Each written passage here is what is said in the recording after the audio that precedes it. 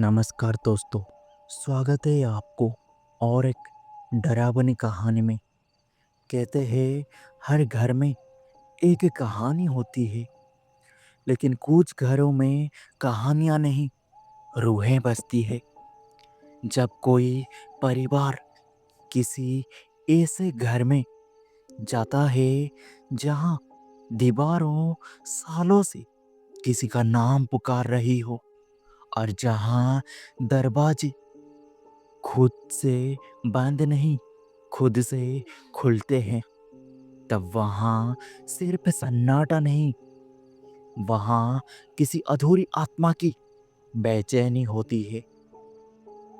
आज की कहानी एक ऐसे ही परिवार की है जिन्होंने सोचा था कि वो बस एक किराए का घर ले रहे हैं, लेकिन उन्हें मिला एक कर्ज जो मौत भी चुका नहीं सकती थी।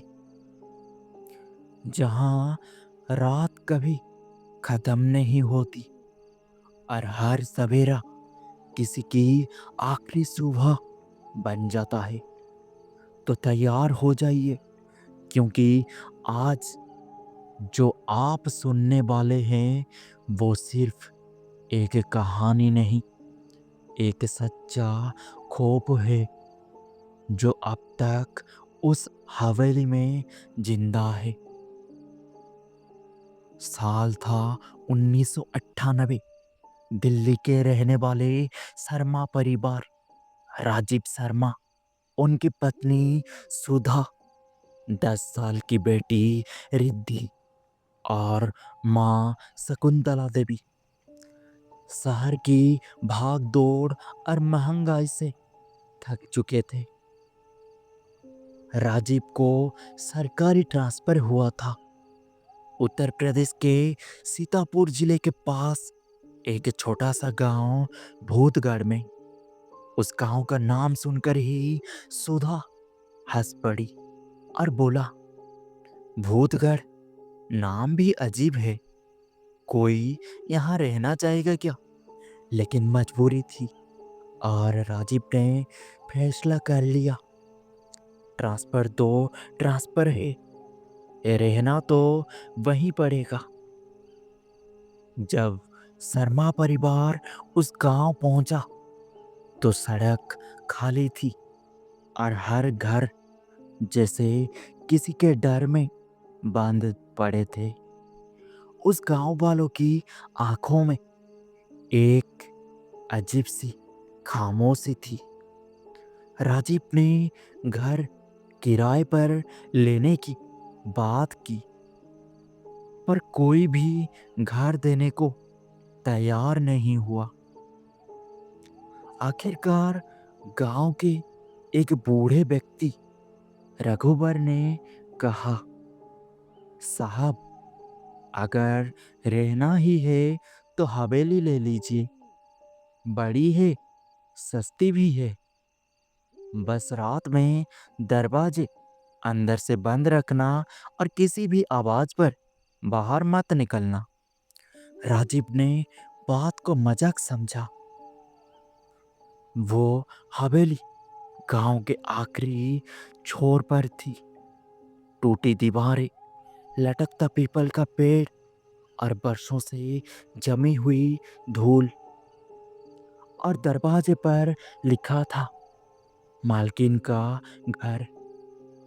शर्मा जी की पत्नी सुधा ने अंदर जाकर झाड़ू लगाया, बिस्तर सजाई और रात तक सब ठीक लगने लगा।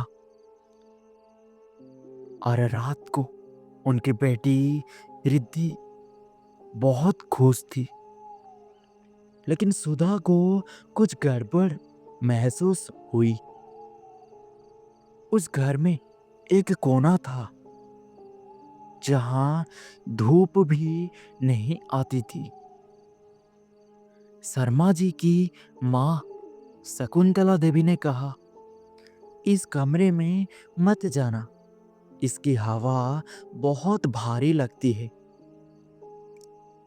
पहली रात उनके साथ कुछ अजीब हुआ। रात गहरी थी। हवेली की दीवारों से सरसराहट की आवाज आने लगी और उनकी बेटी रिद्धि उठ पड़ी और उसने देखा कि दरवाजे के नीचे से किसी के पैर झूल रहे हैं और वो चीखा, माँ। राजीव ने दौड़ कर आया, लेकिन वहां कुछ नहीं था, सिर्फ गिल्ली मिट्टी पर नंगे पैरों की निशान।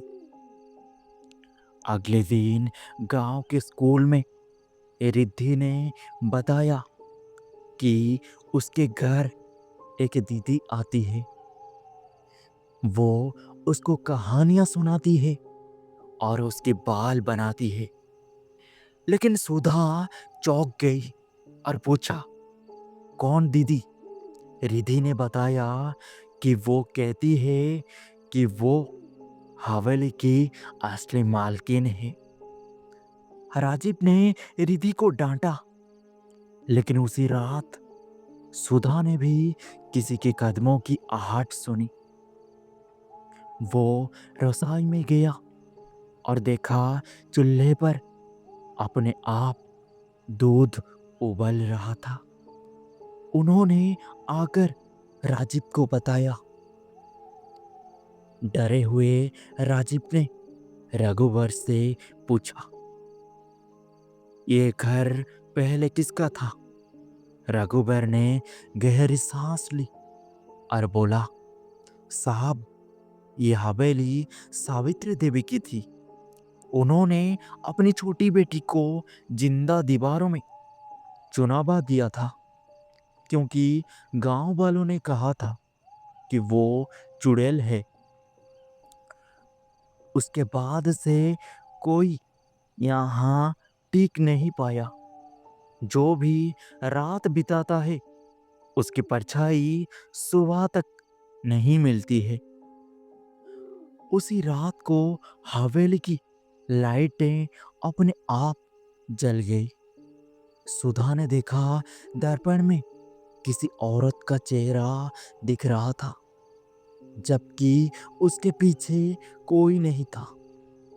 वो डर के मारे भागी, पर दरवाजे अपने आप बंद हो गया और अचानक दीवारें खून जैसी लाल दिखने लगी और उनकी बेटी रिद्धि हवा में उठने लगी और उसकी आंखें काली हो गई और उसने बोला, माँ, वो मुझे अपने पास बुला रही है।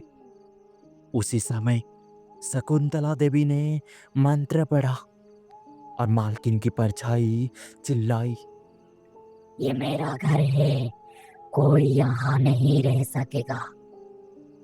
उसी रात राजीव ने गांव के पुजारी को बुलाया। पूरी रात हवन चला, हवेली कांपने लगी और अचानक कमरे से वो पुरानी दीवार टूटी और अंदर से एक बच्ची का कंकाल मिला, सावित्री देवी की बेटी का। और हवेली में गूंज उठी एक करुण चीख और फिर सब कुछ शांत हो गया। अगली सुबह शर्मा परिवार ने हवेली हमेशा के लिए छोड़ दी। आज भी गांव वाले कहते हैं, जब रात में हवा चलती है तो हवेली की खिड़कियां अपने आप खुलती है और कोई बच्ची गुनगुनाती है। कहते हैं कुछ घर समय के साथ पुराना नहीं, खूनी हो जाता है। अगली सुबह शर्मा परिवार तो उस हवेली से निकल गया, लेकिन हर रात अभी भी वहां एक बच्ची की हंसी गूंजती है और गांव वाले कहते हैं, जब भी कोई उस हवेली के पास से गुजरता है तो खिड़की के पीछे से एक छोटी सी परछाई दिखती है, जो धीरे से कहती है, माँ, आप कोई मुझे दीवार में मत बंद करना। शायद वो आत्मा आज भी अपने घर की रखवाली कर रही है और किसी नए मेहमान का इंतजार कर रही है। अगर कभी आप किसी पुरानी हवेली में गुजरे और कोई अदृश्य साया आपको दिखता है और महसूस हो, तो पीछे मुड़कर मत देखना, क्योंकि शायद वो मालकिन फिर से किसी को बुला रही हो। दोस्तों, ये थी आज की कहानी भोली हवेली। अगर आपको ये कहानी पसंद आई है तो वीडियो को लाइक करें, अपने दोस्तों के साथ शेयर करें और कमेंट में ज़रूर बताइए क्या आप कभी किसी पुराने किराए के घर में रह चुके हैं।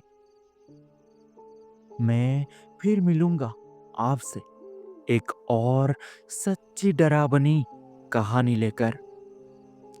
तब तक के लिए अंधेरे से डरिए मत, लेकिन कभी ये मत भूलिए कि अंधेरा भी कभी किसी का होता था।